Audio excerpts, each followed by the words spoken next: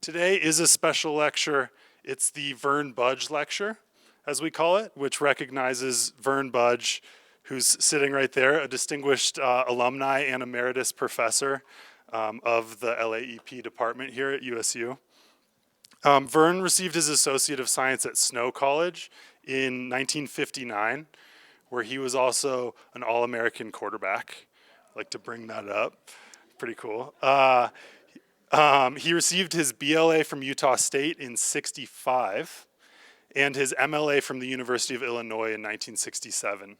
He's a charter member of the Sigma Lambda Alpha, the National Honor Society for Landscape Architects.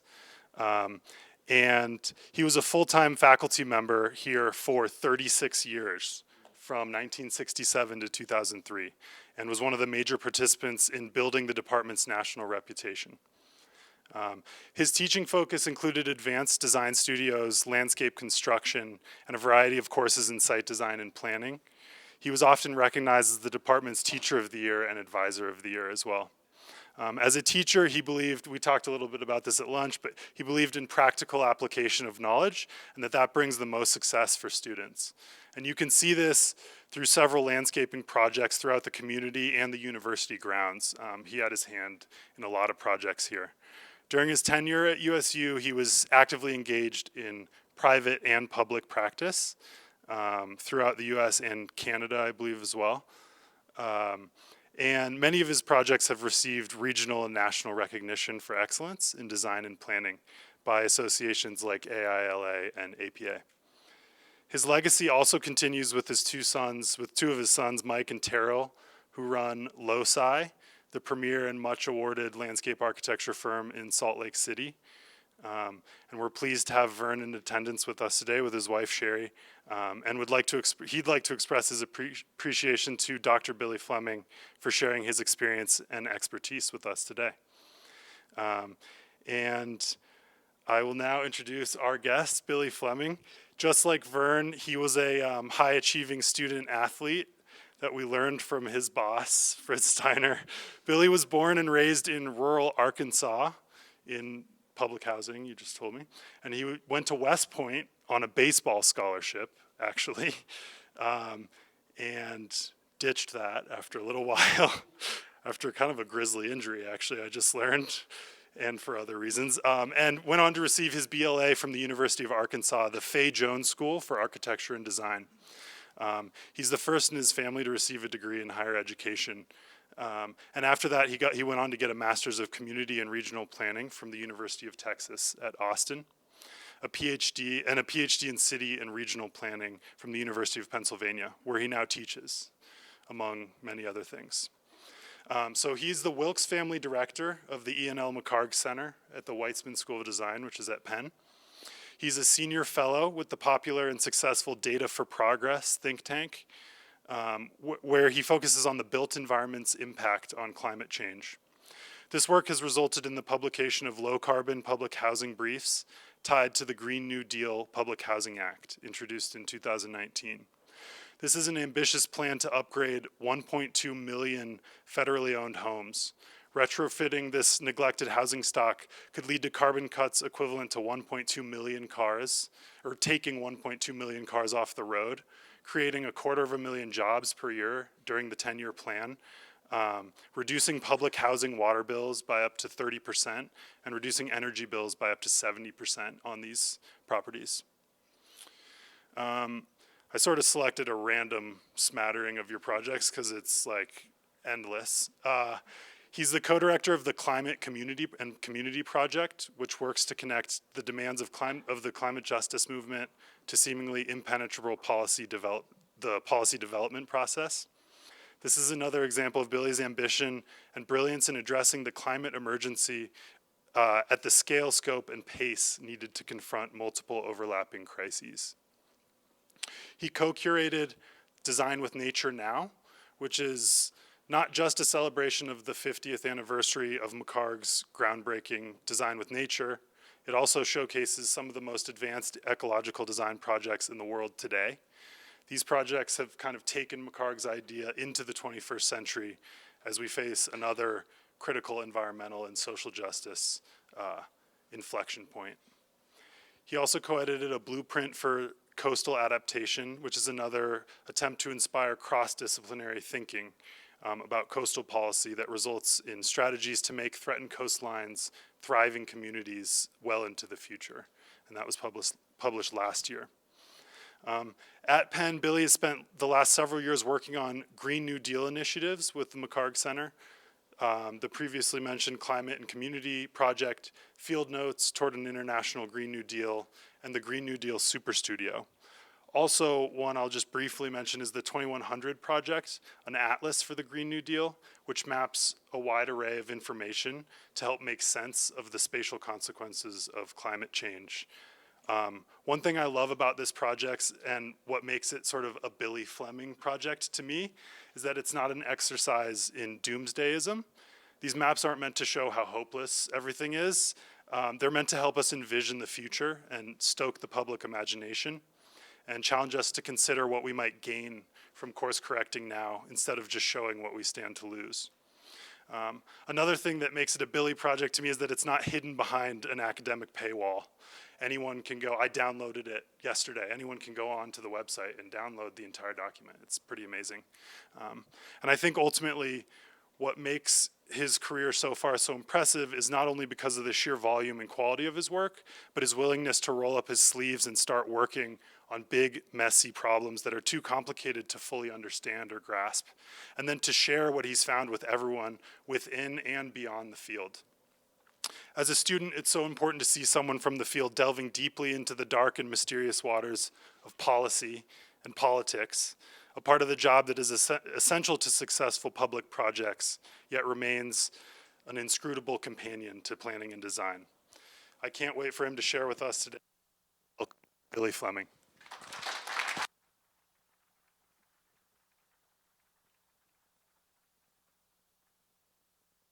Is this thing on back there? Can you hear me? You're good? Wow, Sam, if I ever need a hype man, you're better at explaining my work than I am, so I'm just gonna make you come to in-law family gatherings and just tell them what I do. I've only been here like 24 hours, but it's been such a rich 24 hours. I wanna thank Todd and everyone else here for that. It was lovely to spend lunch with the Budge family and a bunch of students and get to know all of you a little bit. It's such an honor to be here with you, and so thanks for having me. Also, Phil, I have to ask, do people call you Dr. Phil yet? I'm just kind of wondering. There's some preliminary, yeah. Well, I'm mostly wondering because I'm gonna try to get you booked to do opening receptions for our lectures in Philly next year. So I want to know how to put you on the poster if that's the case. Work to do. He'll be ABD by then. He can hang out. Yeah. Cool. Well, thanks again for having me. Yeah, really, really excited to be here with you. So, title of the talk, Green Dreams or whatever. Anyone know where that little line comes from?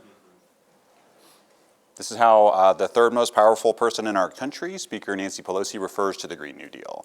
So it's a part of, I think, trying to, in here in Parks, I'm going to talk about a lot of student work. Some of my own students, some actually from here that were part of the Green New Deal Superstudio, and like to use her phrasing for this because I know a bunch of the work you all are trying to do, you're often told to slow down, to ask for less, to ask for things to move slower than you want them to, often by people in similar positions of power. And I just want to encourage you to keep ignoring those people.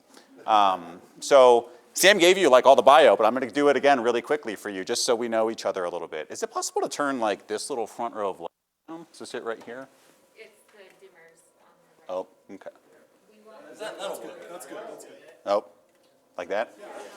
You aren't going to fall asleep? Okay. So yeah, this little dot is where I grew up, just outside Fort Smith, Arkansas. If I can come down, Sam mentioned UT Austin. I'm going to show you some of these just so you get a sense of a little bit of how and where my work developed. Went to DC from there, in Philly, have been there really ever since. I'm going to talk about these three sites a little bit today, all of which are part of, I think, that sort of path that Sam described. One's the coalfield to prison pipeline in central Appalachia. One's the plantation to prison pipeline in the Mississippi Delta. And the third is a bigger sort of small and medium-sized community set of projects along the Mid-Atlantic that's part of an NSF-funded project I'm on now. But wanted you to get a sense of where we're gonna go before we get into this. So the easiest thing usually for me when we're talking about the Green New Deal is to just start with what it actually is as opposed to what it's been mythologized to be, right? So In some circles, it's often thought about as like a plan to, I don't know, like end air travel or hamburgers or things like that. And unfortunately, well, fortunately or unfortunately, that's not true. If you love hamburgers, they're not going anywhere. And usually best to start with what it is. And I'll get to the program in a second, but often get asked, why focus on the Green New Deal in your work? Why not something like Project Drawdown? Why not another climate plan that's been put forward? And there are a couple of reasons. One is that, at least in the American experience, it's wholly unique as a sort of proposal or as a framework, right? It's the only one ever introduced in this country in Congress that actually attempts to fuse these three pillars around sort of technocratic demands for decarbonization, starting with the electricity sector, but moving on to the entire economy, with demands for job creation, often from unions and blue-collar workers, but from many others. And most importantly, with fusing that, at least on the investment side, with what we call frontline communities. So places that are historic sites of either disinvestment or of the accumulation of, say, Lulus or unwanted land uses, or all of the above. We've had programs introduced that try to do one or two of these, never one that tries to do all three. The other is that, maybe surprisingly, it's also the only climate proposal at a national scale ever introduced in this country that's actually indexed to the latest science. And so if we think about Waxman-Markey, the cap and trade bill from 2009 and 10, even in the most ambitious simulation model for what the full implementation of that could do, it still would have left us with about a 4-degree warming scenario. So not even really halfway to what we're describing. If we think 1.5 or 2 degrees are kind of the upper limit of what we can actually handle. Waxman-Markey also, by the way, had nothing to say about justice or jobs, right? Just decarbonization. But so if we look at the literal text of House Resolution 109, which is a very short and punchy document, it's like 16 pages. You could read it like while we're sitting here if you wanted to. It calls out a number of things, but very explicitly a kind of built environment program for landscape architects, urban planners, and so on. I won't read through all of these, but the ones you'll kind of see appear throughout include things like remediating every hazmat or brownfield site in the US. This obviously includes mining sites, investing in public land and other natural carbon sequestration sort of projects, retrofitting every existing building in the country for maximum water and energy efficiency. Obviously, I and others think we ought to start that process in public housing, but lots of other ways you could do it. And just say that in part because like this is both really exciting and incredibly daunting, right? Like any one of these little planks here could be a generational project. I think part of one of the other things to keep in mind when thinking about the Green New Deal is that those who've sort of introduced it, those who've pushed for it, never imagined this as like a single piece of legislation, something that could be done in a single year or two or even a single administration. HR 109 very explicitly calls for a decade or more of government-wide mobilization. So what they're asking for here is a decade or generational framework through which to organize the rest of our national, state, and local policy decisions. It's also important to think about the context in which it's emerging, right? It's not in a vacuum, it's in response to some things. One of those is in part the failure of the Obama administration in which I worked to respond to the 2008-2009 housing crisis in ways that were adequate, sufficient, however you want to phrase it. So Reed Hunt, the author here, is the author of this book. I won't go through the whole book because it's long, but was a senior economic advisor to the president, was a lone voice of dissent throughout the Obama administration and really sort of after the Obama administration. And in the book sort of flags three important things when thinking about the failures of ARA, the Obama stimulus, to sort of meet that moment. One of those is it was way too small. So provided $831 billion in direct spending, so about a fifth of what we spent on one of our coronavirus relief bills. Part of the reason for that was that folks like Larry Summers, who were in the inner circle along with Reed, convinced the president that it was better to ask for too little and not risk any kind of inflationary pressure, because we could go back to Congress if we needed more, because they're a deliberate, rational body who just responds to knowledge and facts and no problem. Clearly that didn't work. The other is that it was way too targeted towards Wall Street and big business. And by that I mean the theory was that you save the sort of key financial and other institutions tied to the housing market, and the benefits will trickle down to sort of everyone else. Part of the rationale there was also that it was too technically complicated to figure out how to do things like mortgage and eviction moratoria, things that would have kept homeowners losing their homes in their houses. Clearly we figured out how to do that during COVID, so not sure that was actually true at the time. And then the other was related to that too small figure is this one-time funding shot, right? So there's something called automatic stabilizers that I and others have proposed around the Green New Deal This is the idea that a certain amount of federal money ought to flow every year for specifically jobs, justice, and decarbonization projects until we hit certain metrics, till we get to 2% unemployment, till we get to full economic decarbonization, and so on. And that way you don't have to go back to Congress every time you need money for something. So the other thing I'll say here too, this is a picture from the original Superstudio folks, used by my chair in a piece in the Dirt a few weeks ago that made a bunch of students really mad. And in it sort of says a couple things here that I just want to flag. One of it is that, he says pretty explicitly that eco-socialists, many of the people behind the Green New Deal, are unable to explain or have conveniently forgotten socialism's appalling social and environmental record, without actually acknowledging that eco-socialism as a framework was developed in direct response to those failures, right? So, won't go through the rest of that, but here, my erstwhile work husband, Daniel Donna Cohen, one of the authors listed on this little thing here for the book, just off screen here, but this is his book. He's better at Photoshop or photo stuff than I am. He got AOC to read the book for a camera shoot here. But wanted to flag this book for a couple of reasons. One, it's the first entry in the sort of scholarly text trying to, again, think about how we build on that 16-page HR 109 document into something that's actionable. And in it, he and his co-authors write, to pick up this kind of eco-socialism thread, that ultimately, from their perspective, capitalism is incompatible with environmental sustainability. That said, we have just over a decade to cut global carbon emissions in half. We don't imagine being able to end capitalism quite that quickly. We're taking the science seriously and setting our political goals accordingly. And if that goal is a maximum of 2 degrees Celsius of warming, then we have to aim for as close to 1.5 degrees as we can get within our existing political economic framework. A little bit later, they go on to say, thinking about the Green New Deal as a crisis-driven package, right? Not imagining it could be passed just sort of on a whim whenever someone felt like it, but in the specter of crisis. There's also the matter of crisis. President Obama wasted his, but more on the horizon. We don't celebrate or romanticize the breakdowns of social, economic, and political stability that they bring, but as Naomi Klein shows, the right plans for crises meticulously. The left has to as well. And this is what the Green New Deal in some sense is about. The other thing I would say too is that, for I and others, I don't think, even though I think people sometimes read our work and think this is wildly utopian, wildly optimistic, like how are they not critical about any of the things they're doing?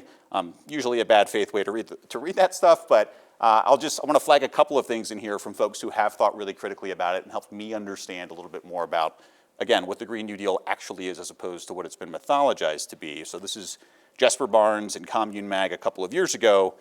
A little bit further down, he goes on to say that the problem with the Green New Deal generally is that renewables are not massively cheaper than fossil fuels. And once we get to full deployment, they'll actually be much more expensive. The state alone cannot blaze the trail to cheap renewable energy, satisfying consumers with lower costs and producers with acceptable profits. Many once thought the depletion of oil and coal reserves would save us, raising the price of fossil fuels above that of renewables. But clearly that is not coming anytime soon. And goes on to say the problem with the Green New Deal is that it promises to change everything while keeping everything the same. You can still buy an iPhone every 2 years, but with zero emissions, or at least net zero emissions. The role of the Green New Deal is this world, but better, this world with zero emissions. And I flag this again because this comes up all the time in conversation. There's a particular way of viewing climate policy that tends to come from folks who identify as, say, eco-modernists, who view questions of jobs, questions of justice as secondary to the climate question, right? That you can take the world we have, subtract carbon, and continue as normal. And the Green New Dealers have obviously argued to quite the opposite. So I think this will play, so what you're looking at here are, looks like light pollution, that's subnational GDP, so a measure of wealth. On top of that are the 100 or so largest firms in the world in the AE industry. And the spokes coming out are their built projects. This is from a student project I'll show in a second. But this is up here in part because I think I'm going to read one more piece of sort of self-reflective criticism from Thea Riofrancos.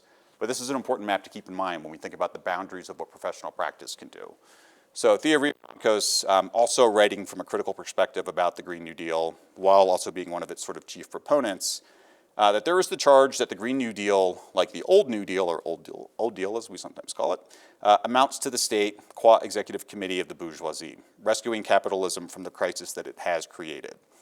In this rendering, rather than empowering frontline and vulnerable communities, as the resolution offers or claims, the policy framework will amount to nothing more than corporate welfare windfalls of investment opportunities lubricated with tax breaks and subsidies, public-private partnerships, infrastructure outlays that will stimulate luxury real estate development, and a jobs guarantee that will stimulate consumption. A win-win for the state and for capital, but by and large leaving the underlying growth-addicted model of accumulation untouched, a loss for the planet and for the communities at the front lines of the climate crisis. And goes on a little bit later to say that as those analyses sometimes point out, this scenario is itself based on a false understanding of contemporary and global capitalism. You're looking here at the DAPL and Line 6 proposed lines running from Alberta's tar sands down to New Orleans, from a piece that Katie Mazer and Elise Hunchuk and others produced, trying to argue basically that fossil fuel pipelines are among the most important contestable projects for the next 20, 30 years, trying to keep stuff in the ground. But Thea goes on to say that in a world of stagnation, declining profit rates, speculative bubbles, financialization, and so on, the vampire-like quality of capital has never been more apparent. The notion that capital might, with some inducement, suddenly overcome these tendencies and upend its historical processes and invest in productive activities is in itself its own nostalgic fantasy. And then I promise I will move on to other things, but really quickly from her. Again, in the end of this piece is writing that we're living in a moment of profound turbulence. Predicting or foreclosing on the future seems less analytically rigorous than actively intervening to shape it. We don't know yet how the politics of the GND will play out. We can be certain, however, that resignation, cloaked in realism, is the best way to ensure the least transformative outcome. And from my colleague at Penn, who's, I think, picking up on that thread a few months later, is really calling on us in the design professions to think about, here at the end, can the Green New Deal be an opportunity for us to articulate their vision of what environmental and climate justice means for our set of professions? So in some ways responding to Thea. So you're looking here, again, I'll talk about this project in more detail in just a second. This is the Field Notes project Sam mentioned. But you're looking at mega projects, again, around the world, overlaid with subnational GDP. And this is here in part because I want to pull one more author into this conversation before I get into some of the work. Olufemi Taiwo, philosopher based at Georgetown, does some work with me and with others at the Climate and Community Project. It's a really fabulous new book out called Reconsidering Reparations, which is looking at the use of international climate policy as a tool for reparations between the global north and the global south. We can talk about why if folks have questions. But in that book, he asks, what if the project for reparations was the project for safer neighborhoods and better schools, for a less punitive justice system, and for the right to a decent and dignified livelihood? What if building a just world was itself reparations? And what other forms of reparations could even be meaningful in this context of our reality? And opens that book here essentially with a challenge for designers, among other people. Injustice and oppression are global in scale. Why? Because transatlantic slavery and colonialism built the world we live in, and those things were obviously unjust and oppressive. If we want reparations, we should be thinking more broadly about how to remake the world system, how to build a new world, which I don't know if Femi meant it quite this way, but is the program Green New Dealers have kind of put forward for us. So I'll come back to the Green New Deal Superstudio in just a second, but that's the sort of underlying logic behind why this thing came together.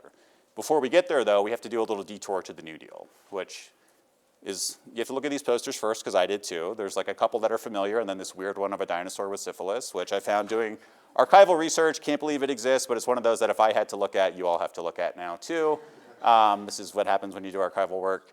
But the Green New Dealers have obviously chosen the New Deal as their principal analog. And so we have, I think, a responsibility to take it seriously and think about what, if anything, is useful from it as we think about the kind of world Green New Dealers want to build. So the New Deal, among many other things, was a built environment program. You're looking here at about 18,000 of the 120 or so thousand projects built through the New Deal over the course of the 30s and 40s. This is from an incredible site, The Living New Deal. Just down the road, or if we look at Utah as a whole for a second, you can see the ones they've cataloged on here along with your neighboring states. When I flew into Salt Lake City, came in through a site that was invested in through the New Deal, PWA, WPA, CAA in the 1930s and 40s. I don't know if they're rival or like friendly college down the road, but University of Utah, also in Salt Lake, much of their campus built through the New Deal state. Same for us here up in Logan.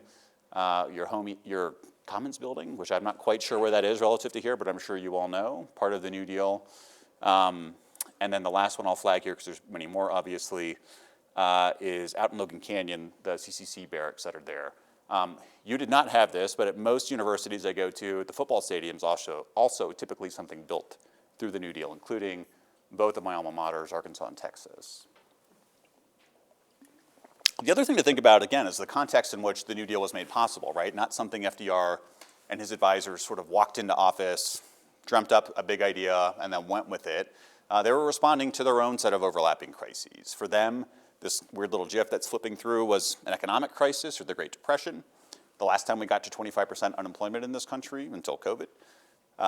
Their own ecological crisis with the collapse of Midwestern agriculture and the forced migration of about 3.5 million people from mostly the Great Plains, Oklahoma, Kansas, out to California. And then their own political crisis with the rise of fascism in Germany and the rest of Europe. And Green New Dealers often make this analogy quite directly. They talk about the economic crisis we sort of are living through. They talk about the ecological crisis of planetary climate change, and they talk about our own political crisis. Whether we're talking about the inability of Congress in this country to do much of anything, or the resurgence of fascism, not only abroad, but also this time at home. And to the extent that designers have engaged with the New Deal, it's tended to be through big heroic works of infrastructure, like the TVA. It hasn't been through, if we go back to that map, if we went back to that map for a second, we'd see that in those 120 or so thousand projects, less than 1% fit this kind of typology. Most of the rest are things like sanitary sewer systems, public housing, public schools, roadways, bridges, et cetera, quotidian bits of infrastructure. These big heroic pieces have been an object of focus for designers, in part because the TVA was run by architects and landscape architects, and there's sort of nothing we like more, if not self-mythology. But also because, in many ways, they were quite successful for what they were intended to do, which was both provide power. They brought the Tennessee Valley from 10 to 90% electrification over the course of the New Deal. And they were also intended to be spectacles, to be not just unifunctional works of infrastructure, but that things people would actually travel to see and enjoy and understand. And in that way was successful. After World War II, these became the second most visited collections of public lands in the country after the National Mall. It's waned since the 1980s or so. And also were obviously a very important labor strategy for some people in the Tennessee Valley. But if we pull here from Brent Siebel, an historian, a colleague of mine at Penn, writing about the TVA, and its larger lack of a theory of power was that despite black residents constituting just about 7% of the population around the dam we just looked at, the Norris Dam, they made up just under 2% of the folks who qualified for work within the TVA's jobs program.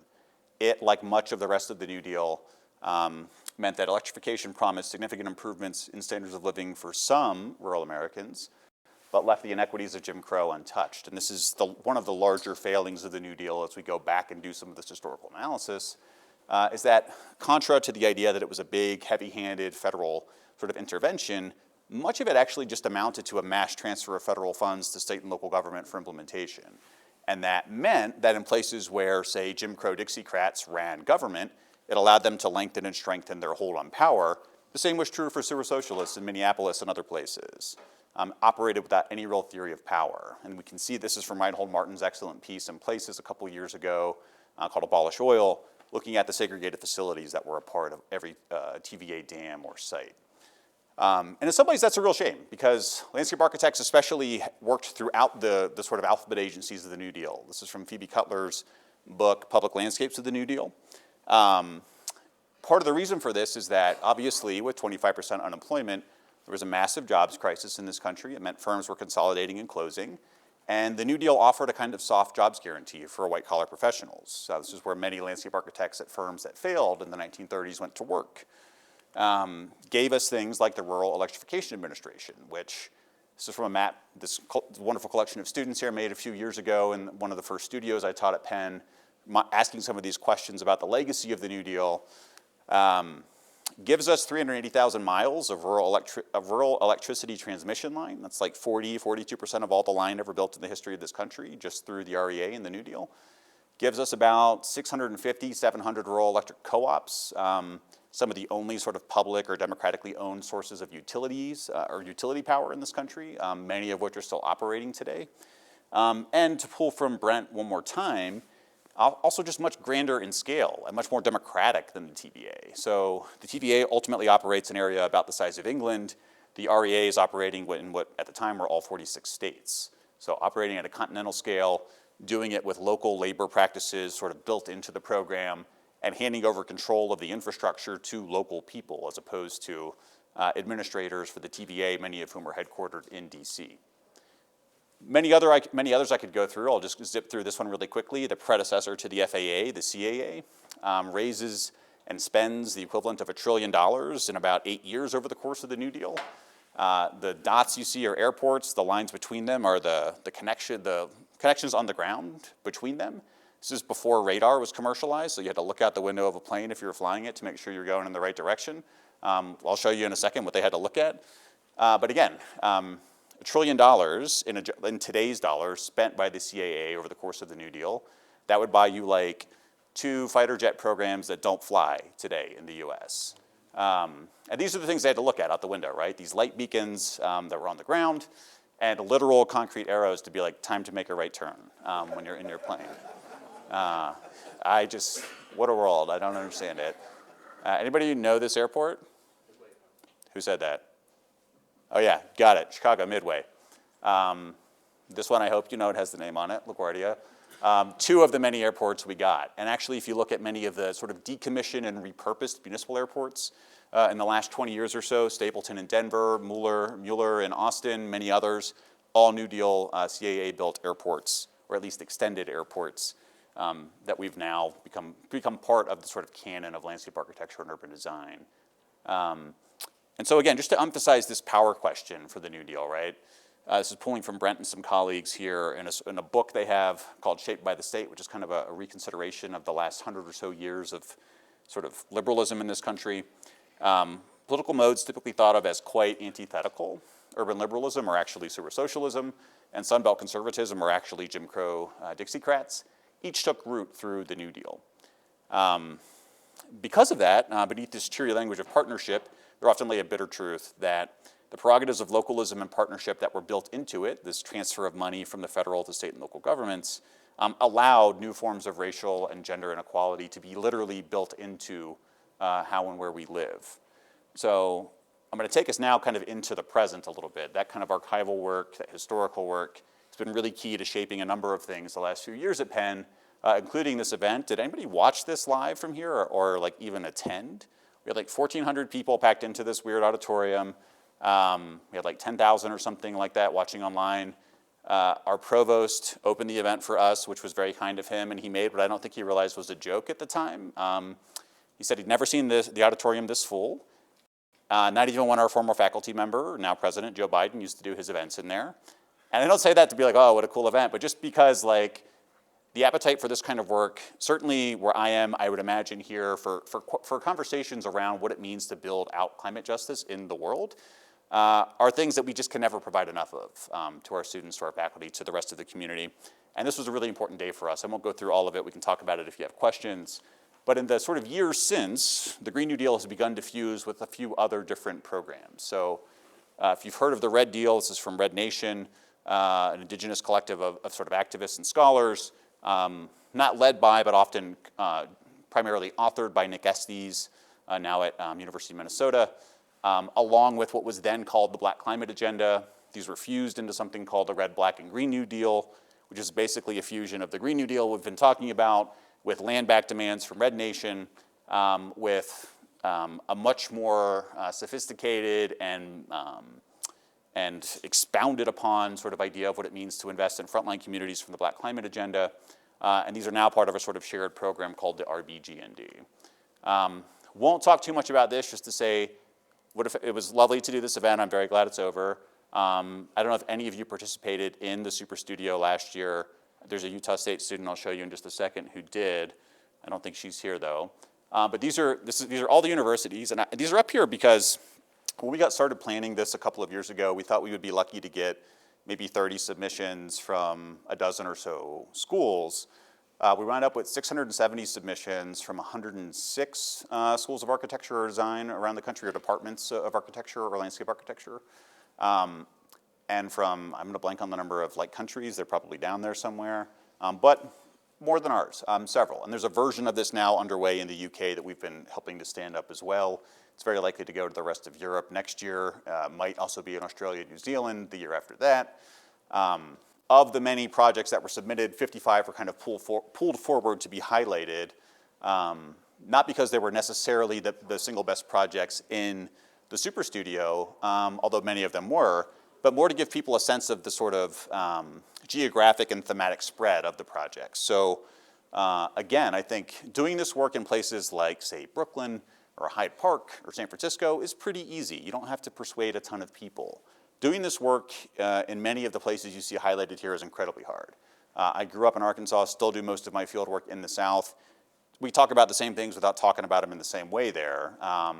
But again, this is mostly a credit to the students and faculty who were involved and practitioners involved in this work for taking on, I think, some of the hardest questions in the hardest places over the last year or so.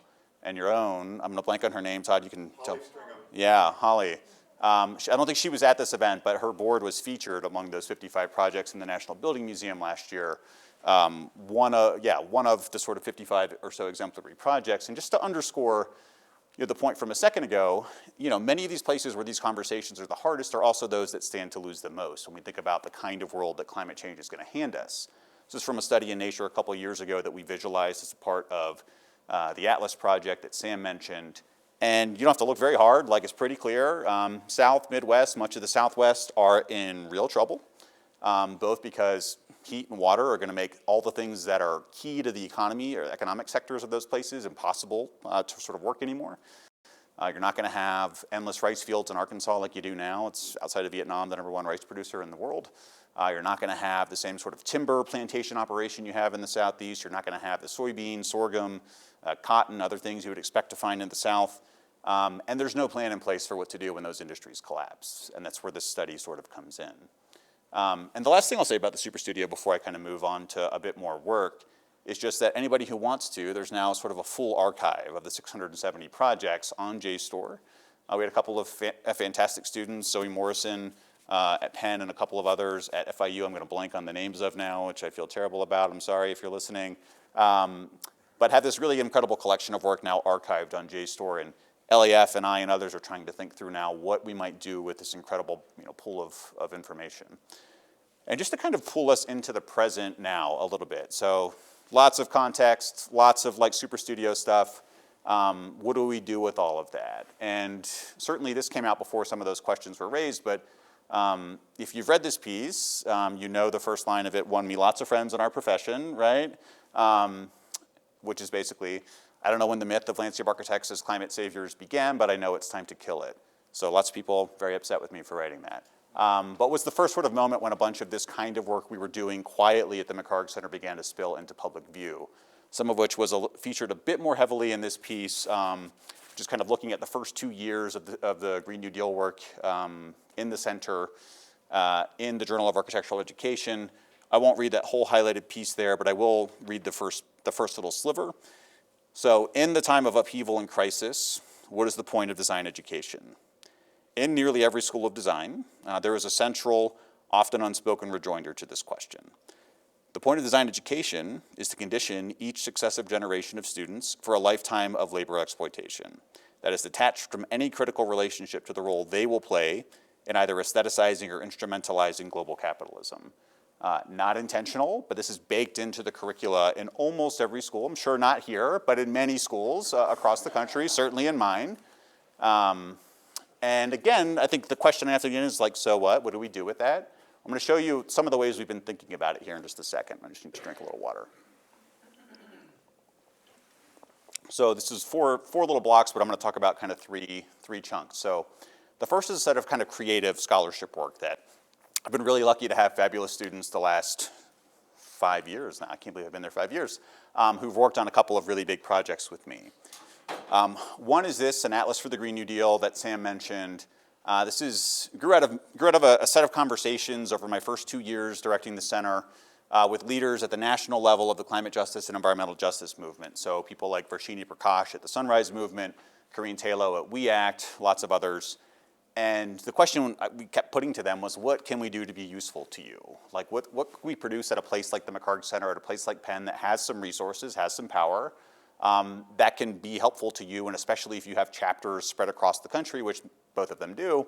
What can we do that can actually help you organize campaigns, direct actions, some of the longer-term strategic work that you're doing?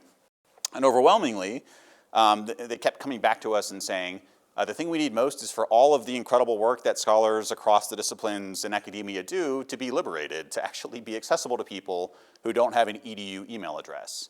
And that became this project in many ways. You can see in the top left there some work that we visualized, but is really Matthew Hauer's work. He's a climate geographer at Florida State, first person in the world to count up how many structures will literally be underwater under the different sea level rise scenarios, and then append that to a demographic model about where they're likely to move. So you see some sort of outmigration happening there.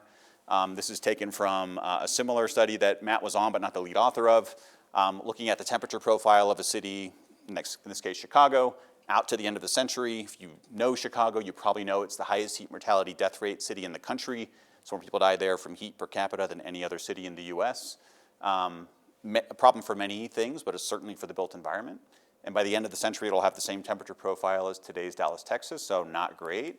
And if we go on through the rest of the sort of atlas here, you get lots of other little bits and bops of information here, which are really about like what's going to be required from a land intensivity perspective to do all the things that we need to do to respond at scale to the climate crisis. So if we think tree planting, which I do not, but if we think it's like a way to respond at scale, this is the kind of land area we're talking about, almost larger than the US to fully decarbonize through tree planting. If we think we want to, decarbonize electricity through wind power alone, how much land area are we talking about? The answer is like a lot. And so, in there we sort of put a couple questions forward that the atlas is built around. What will be lost economically, culturally, physically, psychologically if this crisis continues unabated? And you can go on like Sam did and download if you want to read the rest.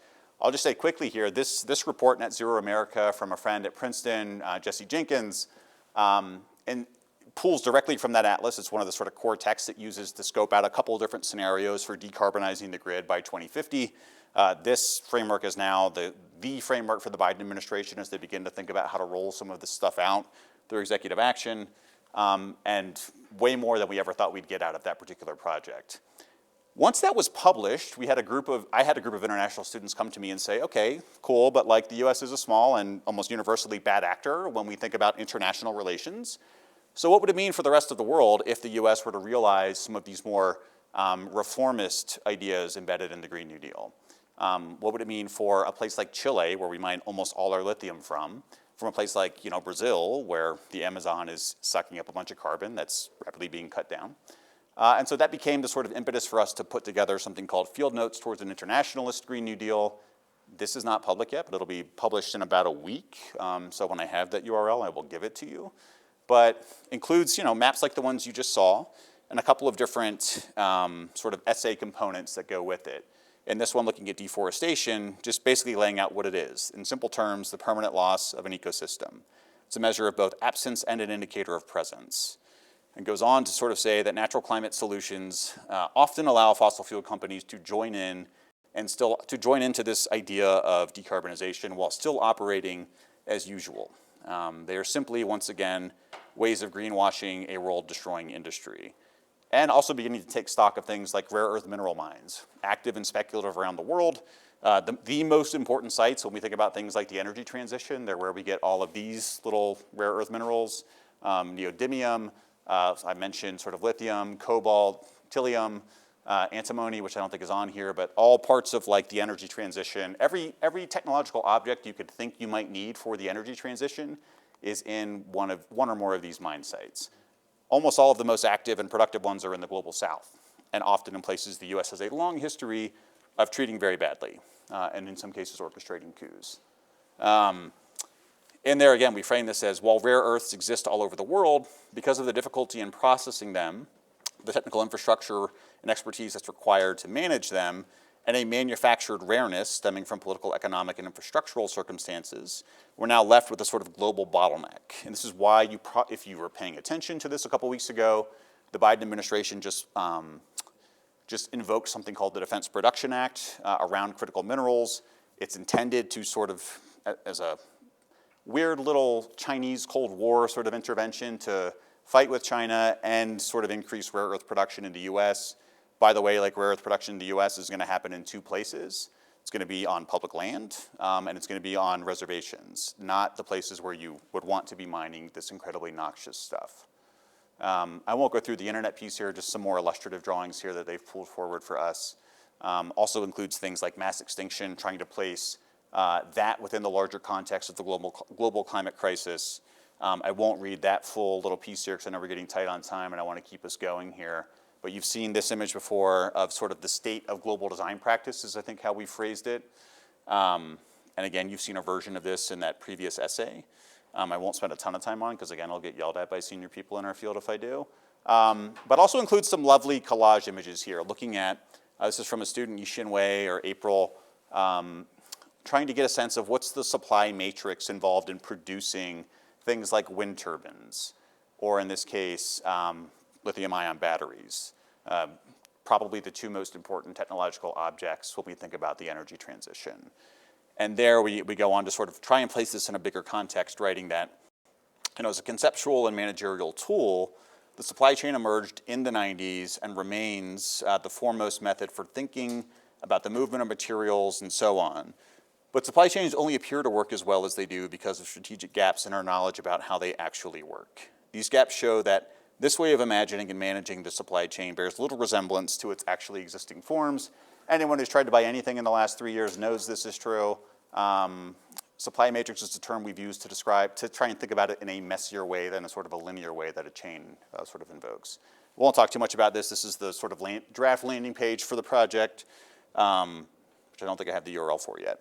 And then quickly, to talk about some of the policy work that Sam mentioned here, I'm very lucky to have this incredible sort of community of very radical, mostly junior climate and built environment scholars and researchers.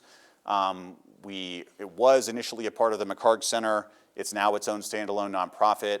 We've hired our first few staff. Johanna Bozawa is our executive director. Patrick Bigger runs our research program. Batul Hassan sort of handles all of the day-to-day project management, and then Daniel and I sort of oversee some of the larger pieces of the org. The way that it works is to basically, it's pretty simple.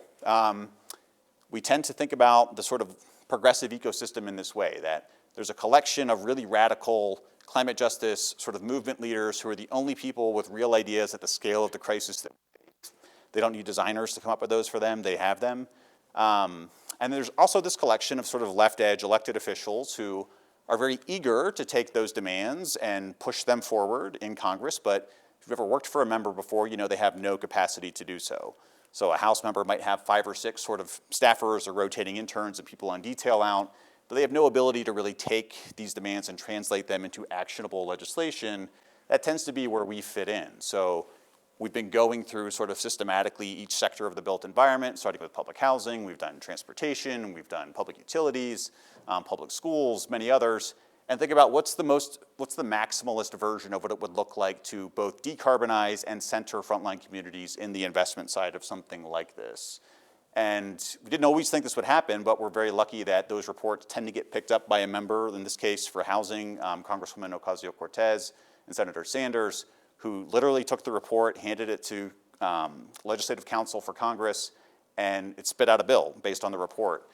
That bill called for about $127 billion or so in money to fully abate all the public health problems in public housing and retrofit all of them for maximum water and energy efficiency. About 80 of that $127 billion made its way into the President's Infrastructure and Jobs Act last year. Would have never been there if not for that work. Similar for transportation, there's $1 billion there for basically the ideas in that report. That would have never been there probably if not for those things. That work tends to get covered in places like the Times. I don't say that because it's like, oh cool, like this work out in the Times, mostly because that work tends to get ignored by the design media. It gets picked up in other places, doesn't get picked up in our profession that much. And lastly, now I promise I'm almost done. How am I doing on time, by the way? I know we started late. Yeah, you're doing fine. Okay.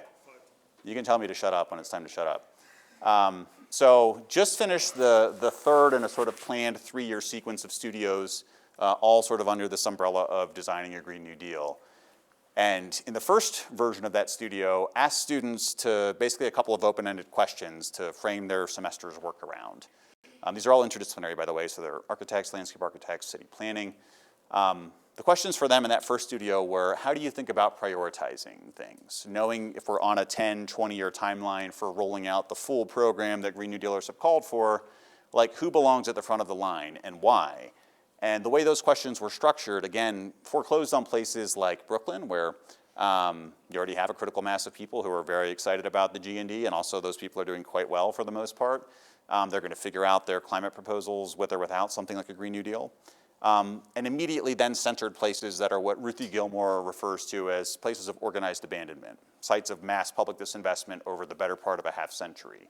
So Central Appalachia, the lower Mississippi Delta, the Corn Belt of the Midwest. They could have chosen many other places, obviously, but I think chose pretty well. And in that first studio, asked them to focus not so much on sort of solving technical problems that you can't solve in a 15-week studio, probably can't solve, period, but instead to think about communicating the ideas to an audience that could be full of anyone.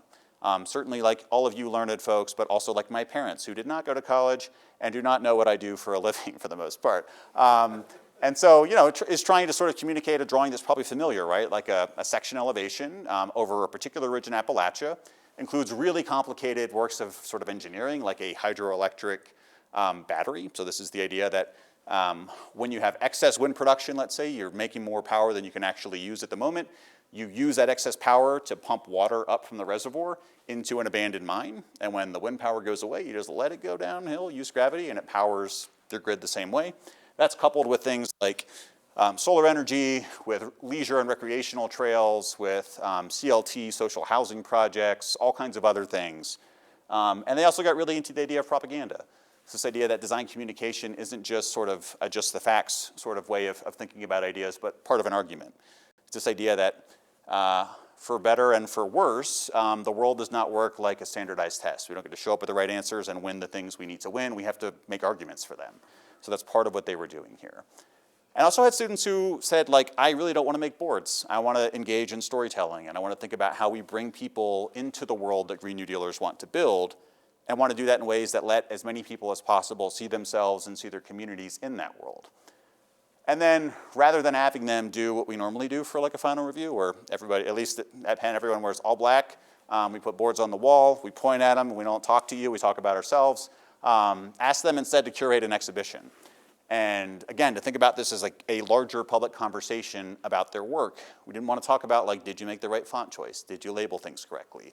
Those are important in some studios, not for their final year option studio.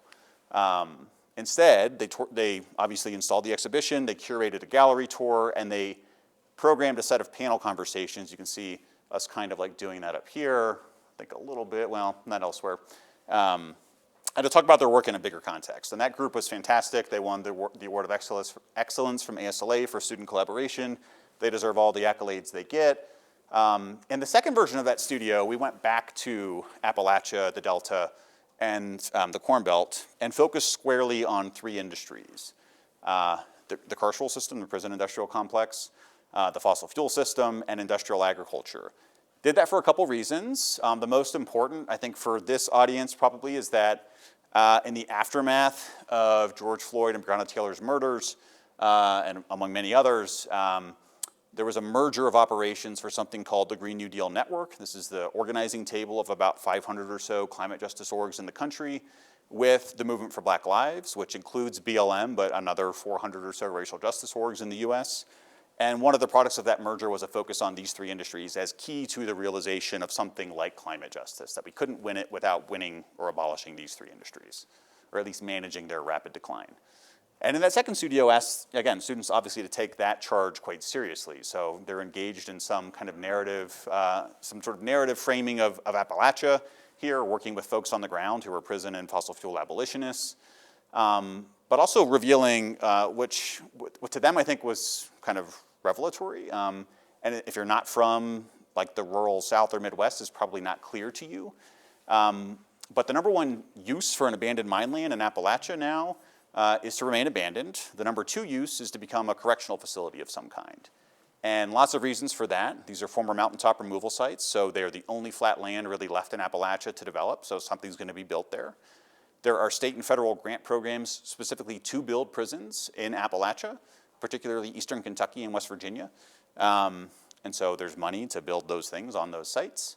And the third is that you do not have to remediate these to the same degree. If you want to put incarcerated people on top of them, you do not have to remediate them to the same degree that you would for basically any other use, not even a public park. You can do almost anything you want if you're putting incarcerated people there. And you can see this is the network. You can barely see the network in light gray of abandoned mines. In the red are all the prisons built or jails built atop them. And had students respond to that in a couple different ways. One was to be, I think, super pragmatic, right? So I had a couple students put together a set of brochures and boards that were about decommissioning those prisons and repurposing them, knowing that, at least in Appalachia, since 1991 or so, every prison built there is on a microgrid, has to have the ability to island itself off in the event of a regional blackout. So if you were to simply empty out that prison and decommission it, you could use the power it generates and stores on site now to power a town of about 2,000 people in Appalachia, which is like 40% of all the towns there. And because they're flat, they're the best sites to deploy new renewable energy production. So you can actually power towns much larger than that if you deploy renewable energy there. So that was part of their project. Had another student, and actually a set of students, who said, you know what, like, I don't know what to tell people in Appalachia to do, and I don't even want to try. What I would rather do is open up, demystify, democratize the design process so that those folks who have very clear visions for the kind of world that they want to build can take the tools that all of us get in a professional design program and use them themselves. Maybe we're there to like consult, but like this is really their world to build. And so created a workbook with a set of exercises you could do with your neighbors, your friends, et cetera, to sort of take you from conception to construction. And then in the final version, and now I promise I'm almost done, had students back in the Delta and Appalachia, not in the Midwest, and looking at both the coalfield to prison pipeline in Appalachia we just looked at, and the plantation to prison pipeline in the Delta. These are sugar and cotton and other kinds of plantations. These are those same plantations in the present day with cursorial facilities and plus signs, and fossil fuel facilities in circles here overlaid and geolocated. Angola, which is right here, and we'll talk more about, we were talking about last night at dinner, the Angola Rodeo, the weirdest thing that exists in the United States. The largest prison, along with Parchman Farm in Mississippi, the two largest prisons in the US. They're 18,000 acres. It's the size of Manhattan Island. They have a completely self-contained industrial agriculture operation there, among many other things. But want to bring this up because these are sites of historic accumulation of every possible immiserative thing you could imagine. Enslaved people were killed and buried here. Prisons were erected on top of it, filled with their descendants, and now are being choked off with fossil fuel sort of exhaust all throughout the Delta. In that studio, working with a bunch of folks I worked with for a long time there, identified these as kind of the three facilities to focus our efforts on. They're key symbols in the Delta for both this fusion of decarceration and climate justice or climate adaptation. The Mississippi State Penn, or Parchman, which is named for the former plantation owner who became the warden when it was converted to prison. Angola Farm, which is or Louisiana State Penn, named for the country of Angola because this is where we sent all the people we stole from Angola, enslaved, and then supposedly freed with the 13th Amendment afterwards, after the Civil War. And then Lafourche in Thibodaux, which is less than either of those facilities, but is in here because this is where all of the sandbags that are produced in Southeast Louisiana come from, using convict leasing labor. They get paid 20 cents a day to basically build sandbags for mostly wealthy folks in and around. And they pulled all this with archival work, including convict leasing records, which this is a sort of illustrative version of Thibodaux outside of Lafourche, or where Lafourche is located, pulling all the different bits of the built environment built with convict leasing labor, not just historically, but today. Most of the oil and gas industry of Louisiana, Mississippi, still built and operated with convict leasing labor. Much of the built environment, including the benches that you might spec in a project, made in prisons with incarcerated labor. Not flagged that way in your spec catalog, but many of them are there. Those of you who've lived in a dorm before, many of your pieces of furniture, if it was furnished, probably came from prison labor. People getting paid, again, 20 cents a day or 20 cents an hour, depending on which facility they're in, to make, let's just read a couple here, a $635 sofa. All that money goes to Angola to do whatever they want with if they make it there. To make I don't have the prices there, an $18 set of sheets. Some of those aren't that expensive. But anyway, and also asked them, as they were doing this work, to use drawing techniques that are familiar to landscape architects. Everyone here has probably done some kind of a layer cake drawing, usually with geology or like surface systems on top of it. but to do it in a way that sort of pulls forward the subsidy regime, the public investment that makes this kind of system possible. So looking at direct spending, this is capital and sort of other outlays from state and local government and federal funding. Looking at operational revenues, this is the money that Angola in particular, combined with some work in Mississippi, generates from the Angola rodeo, among many other things they sell, including all that furniture I showed you. And then all the other indirect money. So when you build a prison, often you have to build a stormwater or wastewater treatment plant to service it. You have to build roads to service it. You have to build all kinds of infrastructure. You have to get land that's often gifted or sold very cheaply to whoever wants to build it. Those are all part of this bigger subsidy regime. And just to give you a sense, these are all this is the fossil fuel system of the Delta. If I can go to the next one, these are all the sites that are operated today with convict leasing labor that are oil and gas. And then in that studio, not to be too bleak, but after that sort of bit of work is done, in which I asked students to produce sort of 3 big deliverables. One's a field guide to some of the stuff I just showed you. The other sort of big deliverable for them was a set of climate fictions. So again, not focused on boards, not focused on sections, not focused on plans and elevations. By the time I see them, they've done that stuff a million times. But to focus on visual and rhetorical storytelling. How do we tell stories about the kind of world that we want to build and how we get to that point? And so in this case, for the Delta group, I can't remember the year they start, I think it's 2030, going all the way up to 2070, which in their particular proposal included the full decarceration of the US, the full decarbonization of the economy, and a range of other sort of big things. And as a part of their work, pulled directly from this incredible set of publications called The Angolite. This is a periodical written, edited, distributed by inmates at Angola, so it's called The Angolite, often without permission from their correctional officers. It's since been killed, so in 2017 they shut it down. But use some of those archival works to basically populate their climate fiction storytelling. And in Appalachia, they were really enamored with, we had a couple students from Colorado who loved Red Rocks Amphitheater, and they thought, like, okay, if we're doing all of this work, we're decarbonizing everything. You see like direct air capture technology here, you see wind turbine generation.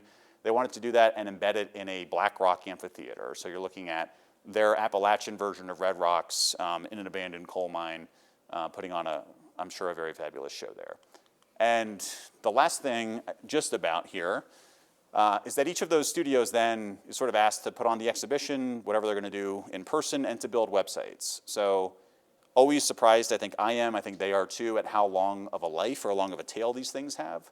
When you go through and look at the sort of analytics for these, they get used not only by the folks we work with in the studio, but often by many folks we would have never expected to find it. The most recent one, which is kind of here, has like 180,000 sort of unique visitors already in 5 months. And they're from all over, sort of Appalachia, the Mississippi Delta, and other places who have found this work hopefully useful to them. And the last thing I'll say about them is just those studios, they're a product of lots of things, incredible students and also very generous colleagues. I won't read through all of the people here, but they are what they are because a bunch of folks who aren't in the design world have agreed to spend lots of time with us. I mean, Julian Brave Noisecat, writer and activist, Nikhil Saval, state senator and former architecture critic, Rihanna Gunn-Wright, just a bunch of incredible people who have a lot to offer to our field and often aren't invited into it, who've given a ton of time and energy to that work. And now the last thing I promise I will say. So with those different sites in mind, just to give you a sense of where this work is heading, some of it actually includes your backyard. These are places called rare earth frontiers. This is where all the rare earth mineral deposits in the US are concentrated, going from basically the New Mexico border up just outside of Vancouver. Includes the Bakken tar sands also, and then also includes Greenland's rare earth frontier. We're on a big grant with someone named Ingrid Burrington and Shannon Mattern, looking at these particular sites as part of the energy transition. So the fourth version of this studio that I did not think would happen is going to happen this fall around those particular phenomenon. And just to close this here, because I would love to have a little time for discussion, just to pull forward, I often get asked, why not do something more practical? Why not get students ready to go build seawalls or do the other things that are going to be sort of the core of practice for the next 5 years? It's because I don't really view my job as training people for the next 5 years, it's for the next 50. And this from Naomi Klein, I think, is instructive for that. So writing here, she says, the interplay between lofty dreams and earthly victories has always been at the heart of moments of deep progressive transformation. In this country, the breakthroughs won for workers and their families after the Civil War and during the Great Depression, as well as civil rights and the environment in the 60s and 70s, were not just responses to crises demanded from below, they were also the products of dreams of very different kinds of societies. Dreams invariably dismissed as impossible and impractical at that time. What set those moments apart from others was not the presence of crises, of which there is no shortage, but that they were times of rupture, when the utopian imagination was at once unleashed. And so with that, I will stop talking. Thanks so much for having me. Super eager to hear your questions.